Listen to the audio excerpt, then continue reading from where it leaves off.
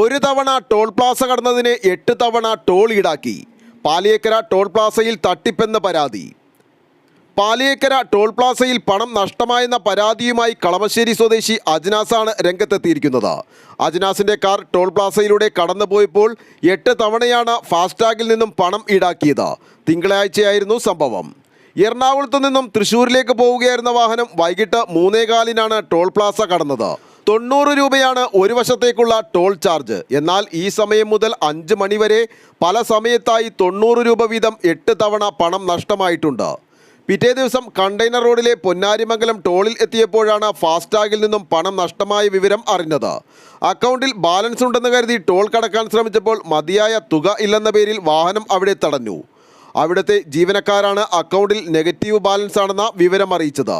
തുടർന്ന് FASTag statement പരിശോധിച്ചപ്പോഴാണ് Paliyekkara ടോളിൽ നടന്ന തട്ടിപ്പ് വ്യക്തമായത്. പിന്നീട് NHAI വെബ്സൈറ്റിൽ നൽകിയിട്ടുള്ള പാലിയേക്കര ടോൾ ഇൻചാർജിൻ്റെ നമ്പറിൽ പലതവണ ബന്ധപ്പെടാൻ ശ്രമിച്ചെങ്കിലും സ്വിച്ച് ഓഫ് ആണെന്ന മറുപടിയാണ് ലഭിച്ചത്. ഇത് സംബന്ധിച്ച് ഒരു പരാതി പുതുക്കാട് പോലീസ് സ്റ്റേഷനിലേക്ക് ഇമെയിലായി അയച്ചെങ്കിലും 3 ദിവസമായിട്ടും മറുപടിയൊന്നും ലഭിച്ചില്ലെന്നും വാഹന ഉടമ പറഞ്ഞു. അതിനാലാണ് വിഷയത്തിൽ അന്വേഷണം ആവശ്യപ്പെട്ട് സംസ്ഥാന പോലീസ് മേധാവിക്ക് പരാതി നൽകിയത്.